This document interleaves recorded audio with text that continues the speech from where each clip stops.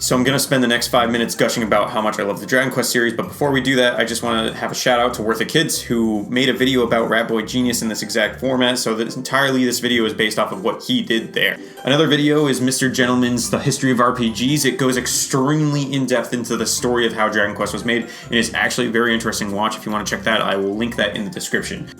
Banjo-Kazooie and the Dragon Quest hero were recently announced for Smash Ultimate. A lot of people are sort of confused about who the Dragon Quest hero is, so I wanted to take some time to introduce a lot of people to what the Dragon Quest series is and why I think you should get into it. For those who don't know anything about Dragon Quest, it is what is referred to as a Japanese role-playing game. Obviously, it comes from Japan and is created by creators Yuji Horii and Koichi Nakamura. The game was released in Japan in 1986 and would later see a US release in 1989. Just to give you a better perspective on how big the Dragon Quest series is, of Square Enix's games, their software sales are headed by Final Fantasy with 144 million sales over 54 titles, and Dragon Quest coming right behind with 78 million units sold over 29 titles. Kingdom Hearts comes in fourth with only 30 million units sold over 9 titles.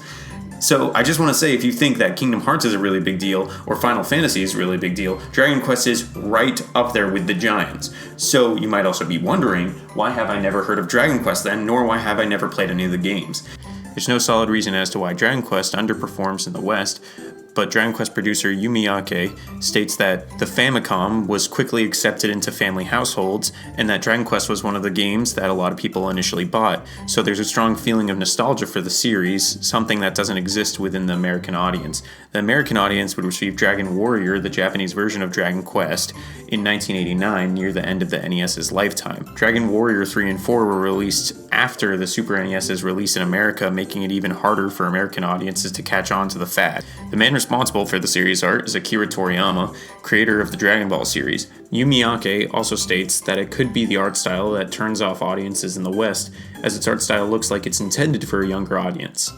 To me, though, I would think that would be a selling point, as I thought that Dragon Ball Z was amazingly popular in the West, and you would think that people would hook on to the series based on that fact alone. So I'm an adult now, and I have a full-time job and whatnot, and I think at this point I don't really have a lot of time for playing games. Or that's sort of what I thought before I had played Dragon Quest XI earlier this year. Now, one of the things that I always thought games needed to have was an extreme sense of difficulty to keep me engaged. Now, what I actually found was the more challenging games got, the less engaged I was, because I just simply didn't have the time to put in hours and hours into the same boss or what have you to be able to pass over some extreme challenge to get to the next part of the game. Dragon Quest XI's greatest strength is that it's not that hard. For people who want to feel like they are going on a quest, this is the perfect game. Dragon Quest XI boasts a colorful cast of characters that you just want to be around the entire time. The voice acting is on point and really makes every single character feel genuine in their delivery and what they're saying to you, and in a way, it really makes you feel like they're your friends. The story design here is also fantastic, with things that are heartwarming instead of necessarily depressing or challenging, or something about having to go fight a big war. In this case, it's having to return a mermaid to her lover from 100 years ago, or another story such as driving a parade across a wasteland in order to cheer people up. They're stories that I just remember for the sake of having fun with them, rather than having to fight some extremely difficult boss at the end of the story.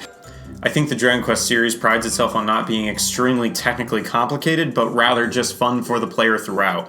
The combat system usually involves wacky situations where characters can catch the dancing bug, requiring them to miss a few turns as they can't stop dancing, or other situations where you can power up your characters and actually go Super Saiyan in some cases.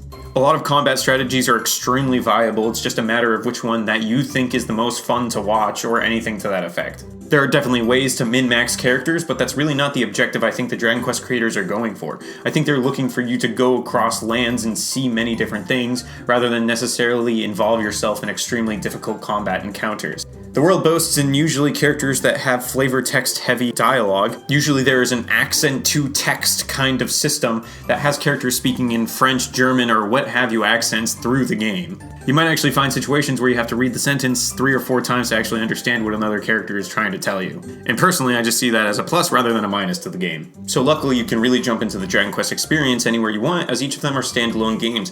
Granted though, depending on what you're looking for, you might want to check out a different game. 4, 5, and 8 I find are the quintessential Dragon Quest experiences, and if you really want to experience a great RPG, those are the ones that I would start with. 4 and 5 had DS releases, and 8 has a 3DS release as well as a PS2 original. The other games are just as good, but usually are a little bit more hardcore or have extremely long playtimes. For example, Dragon Quest VII boasts a 100-hour story, but I just wouldn't recommend that one right off the bat, as Dragon Quest IV and V come in at around 30 hours, and I found that those were just much more succinct experiences. Dragon Quest 1, 2, and 3 would set up what Dragon Quest and essentially what JRPGs would end up being from the start, so if you want to get a really great history firsthand of what RPGs came from, I would highly suggest checking out the original trio. There are some re-releases of the original games, 1 and 2 on the Game Boy Color, as well as some patches for 3 that you can get, or the Game Boy version as well. Dragon Quest IX was the first example of a multiplayer Dragon Quest game where you and other friends can make characters and join each other's world to take down monsters. The game honestly isn't that expensive, so if you still have a DS lying around and a few friends who are interested in getting into the games, that might actually be a great place to start as well. Dragon Quest X has not seen a stateside release, as June 24th, 2019, there's still no word of a US release. One day I'm hoping for it, but it's slim as an MMORPG would be a big risk due to server maintenance and having to translate the entire game into English. The biggest reasons that I suggest 4, 5, 8, and 11 as the best Dragon Quest games are simply because they're the ones that I found had the most heart. Those are the games that I just felt invited me into the world the most. The rest of them have solid gameplay as well as graphic and sound, but I found 4, 5, 8, and 11 simply invited me in the most and made me feel like I wanted to be a part of that world. Thank you for taking the time to listen to me talk about a JRPG for 5 entire minutes, and I hope you have a great rest of your day.